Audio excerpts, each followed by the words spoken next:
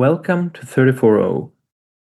When I first embarked on launching 340, I had no idea that just within a few months it would be listened to in close to 70 countries around the world, or that it would open up so many honest, vulnerable conversations with people from near and far. What has become clear is this: there is a deep need for conversations about intimacy, connection, and about helping men and women truly see one another. Today's episode is about people, about connection. This is a podcast about intimacy, about presence, and about the spaces within us where we actually meet ourselves and each other. These conversations aren't about performance, techniques, or perfection. They're about being human, about longing and fear, about closeness and distance, about love and what it asks of us. I'm Henrik, and this is 340.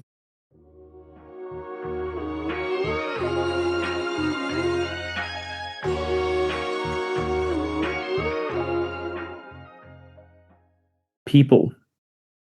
I've been thinking a lot about us lately, about why we are the way we are. There are moments when I feel that nothing I'm going through is new, that it's simply my turn to carry it. Because when I look back, and not just at my own life, but at human history, it's the same themes again and again. Long before psychology, before neuroscience, before modern language for attachment and trauma, we wrote about love. In the Old Testament, in the Song of Songs, there is a passage that has survived thousands of years. Set me as a seal upon your heart, as a seal upon your arm. For love is strong as death. Many waters cannot quench love, neither can the floods drown it. I find that extraordinary, because even then we knew that love is not polite, that it's not safe, that love is powerful, embodied, and capable of undoing us.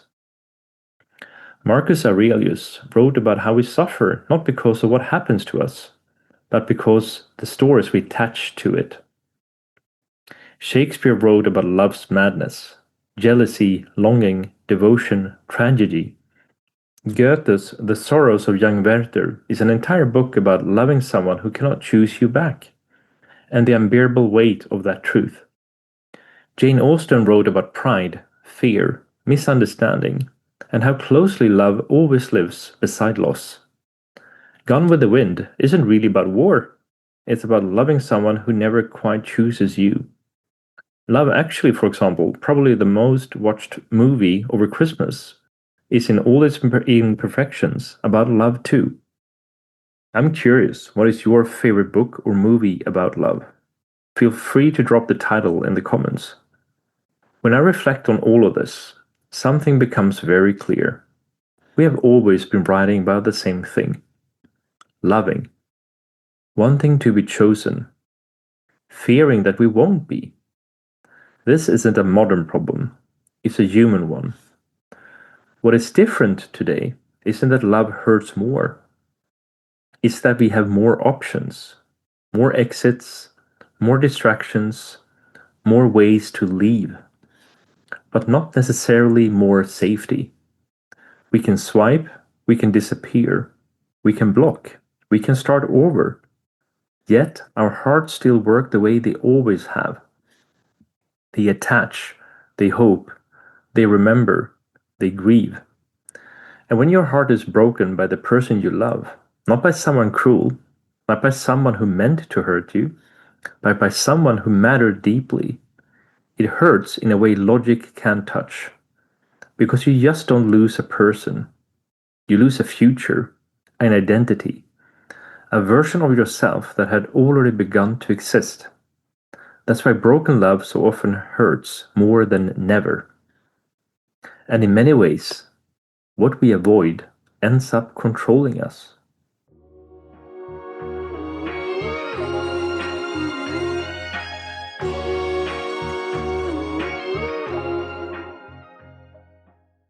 This is where awareness begins.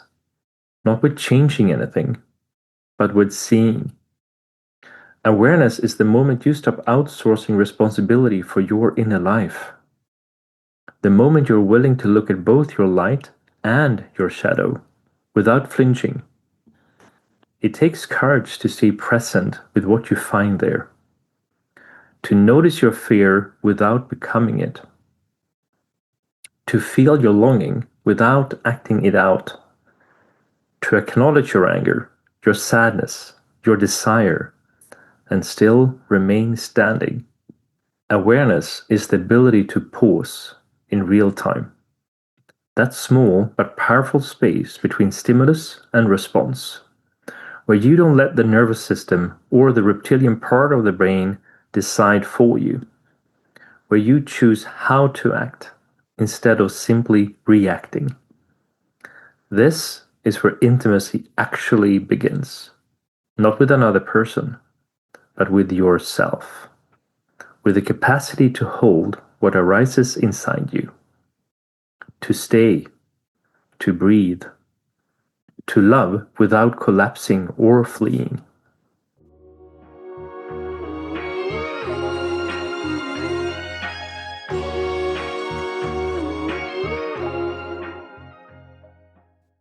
I don't believe the answer is that we're broken.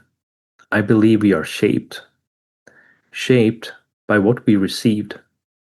Shaped by what we didn't receive. Shaped by relationships that taught us how to love, and relationships that taught us how to protect ourselves. Sometimes two people meet and awaken everything in each other: longing, passion, vulnerability, life. But they don't meet at the same pace, not with the same nervous system, not with the same capacity at that moment in time. Then something incredibly painful happens. No one is wrong, and still it doesn't work out. That's not failure, that's a boundary. Grief doesn't mean you are weak, and pain doesn't mean you chose wrong. Remembering doesn't mean you should go back. The memory is real, but it's not an instruction. We all carry something from 2025. A loss, an ending, a heart that gave more than it received. And maybe we're not meant to get over everything. Maybe we're meant to carry it with dignity until it softens instead of cuts.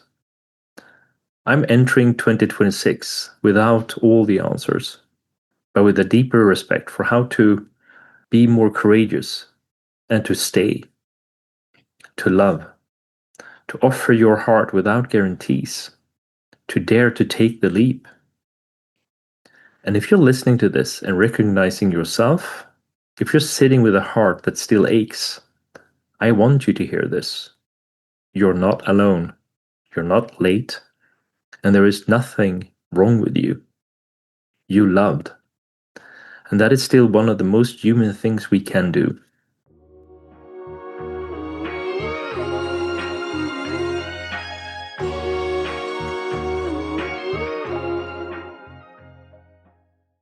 Thank you for listening. If something in this episode stayed with you, if it stirred something, softened something, or simply made you feel less alone, let that be enough for now. You don't need to fix it.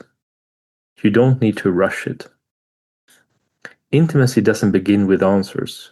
It begins with honesty and truth, and with the courage to stay present with what is. Take care of yourself and have an amazing 2026. I'll see you in the next episode of 34O. Stay open, stay present, and stay human.